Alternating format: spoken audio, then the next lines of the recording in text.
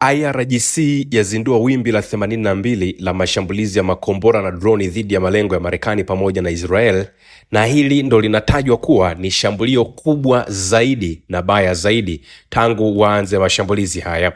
Kwa mujibu wa taarifa ambayo imetolewa na IRGC, wametangaza kuanzisha wimbi la 82 la operations za kulipiza kisasi dhidi ya muungano wa kijeshi wa United States na Israel kwa kutumia aina mbalimbali za makombora, ndege zisizokuwa na rubani pamoja na silaha nyingine.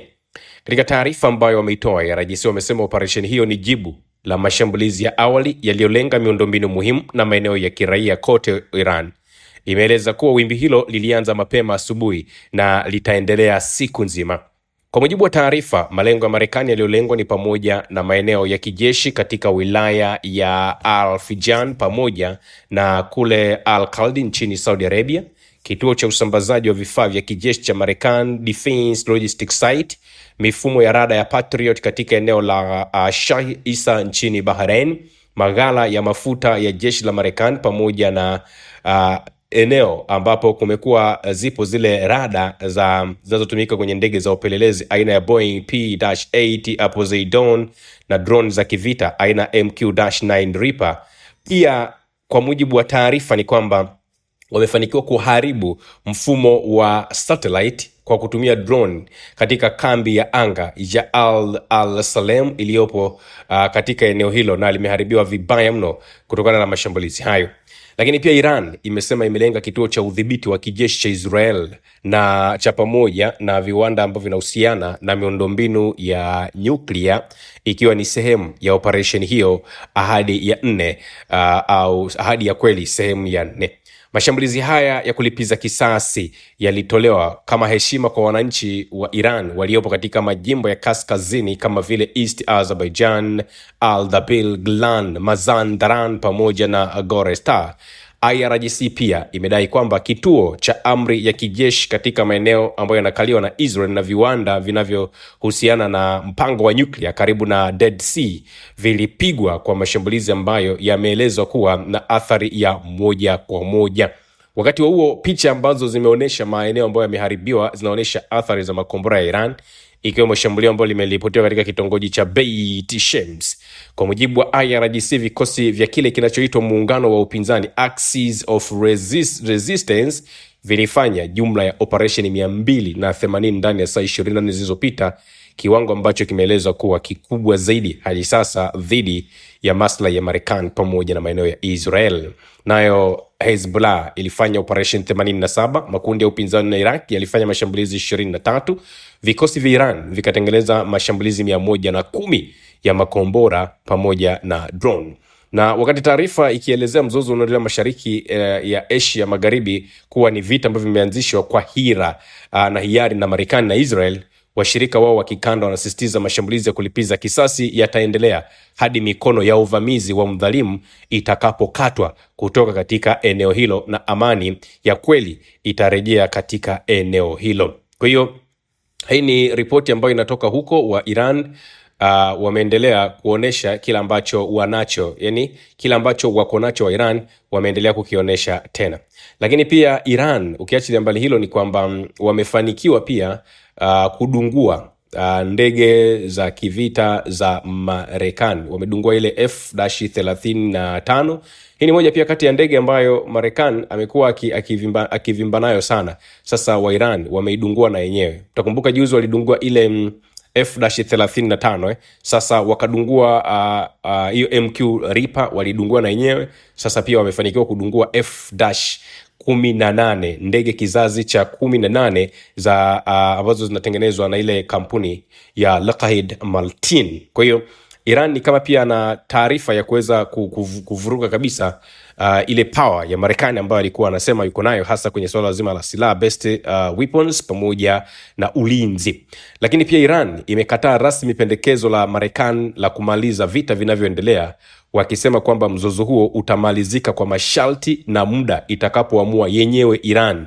Alizungumza pia moja ya maafisa waandamizi wa kisiasa na masuala ya kiusalama wa kule Iran. Afisa amebainisha kuwa Iran haitamruhusu Trump kuamua lini vita vitaisha. Akasema hivi, Iran itamaliza vita pale itakapoona inafaa na pale masharti yake yatakapotekelezwa.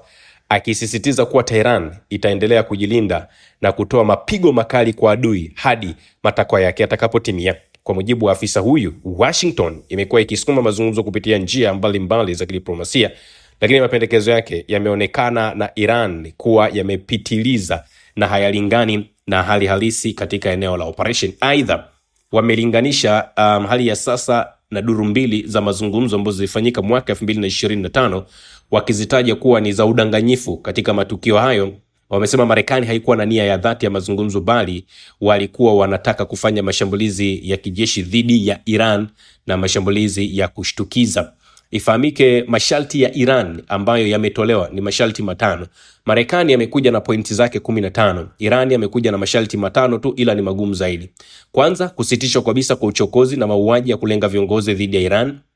Pili, kuwepo kwa mifumo thabiti ya kuhakikisha vita vitarudi tena dhidi ya Jamhuri ya Kiislamu. Tatu, kulipwa kwa fidia hasara za vita kwa njia iliyo wazi na yenye dhamana. 4, kusitishwa kwa vita katika maeneo yote na kwa makundi yote ya upinzani ambayo yanahusika katika ukanda mzima. Lakini 5, kutambuliwa kwa haki ya Iran juu ya Strait of Hormuz kama haki yake ya kiasili na kisheria, pamoja na jukumu lake kama dhamana ya utekelezaji wa makubaliano.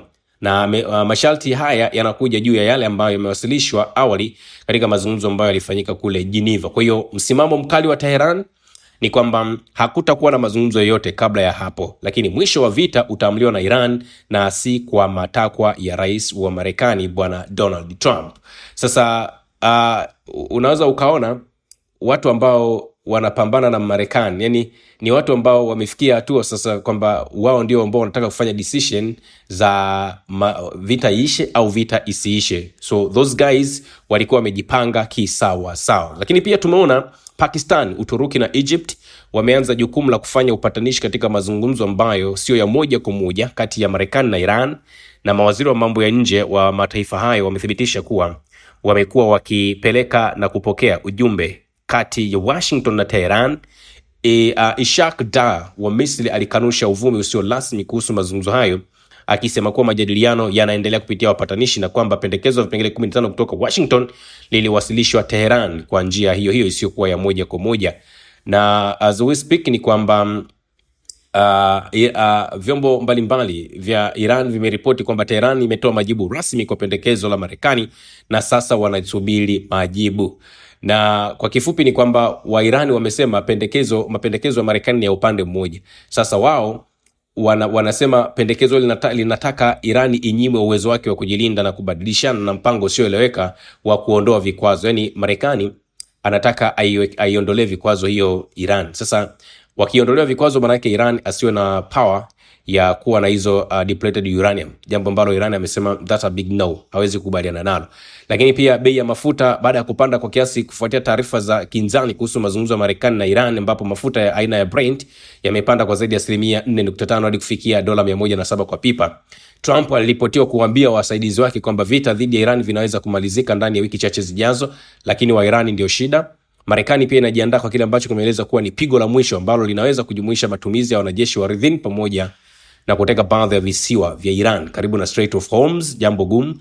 Israel imedai pia kumuua Areleza Tangris, mkuu wa jeshi la majini la Iran, wakisema alikuwa mhusika mkuu katika kufungwa kwa huo mlango wa pale Hormuz. Kwa hiyo kuna namna fulani hivi hali ni kama haviendi, yani mambo haiendi.